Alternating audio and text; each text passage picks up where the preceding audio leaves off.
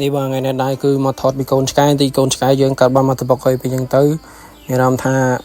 ខ្ញុំនឹងរើសឈ្មោះវាដាក់វាអត់តន់បើកភ្នែកទេតែកើតបានប្រហែលថ្ងៃនេះ 4-5 ថ្ងៃកូនច្រើនពេកទៅមេអត់ឲ្យបើកឡើងខ្សោះហើយដល់ពេលអញ្ចឹងទៅតបចុកទៅដោះគោវាឥឡូវចុកទៅដោះគោវាហើយចាំមើលថាតើចាំវាបានប្រហែល 7 ងាប់អស់មួយហើយនៅសល់ 6 ហើយអាមួយទៀតបើគេហើយចាំមើលខ្ញុំចាំវាដឹងរស់បានប្រហែលនេះតែចាំមើលទិញទៅដោះគោវាផឹកឲ្យវាបើឲ្យវាឲ្យរស់រៀនមានជីវិតគេឯងមកហើយនៅខ្ញុំចូលចិត្តសត្វស្រឡាញ់សត្វមកទៅនៅខ្ញុំមានក្តីអាណិតយល់គឺស្ដីខ្ញុំអញ្ចឹងតែខ្ញុំមានក្តីអាណិតខ្ញុំមានមនោសញ្ចេតនាច្រើនអញ្ចឹងហើយគឺខ្ញុំដាក់ឈ្មោះឲ្យវាមួយដាក់ឈ្មោះឲ្យវាដាក់អីឲ្យមកសេតឲ្យមកហើយចាំមើលឲ្យវារស់រៀនមានជីវិតហើយខ្ញុំស្និទ្ធស្នាលបន្តិចបកកើនភាពស្និទ្ធស្នាលលេងមួយវាបានច្រើនបន្តិចទាំង 4 ទាំង 5 ទាំង 6 ហ្នឹង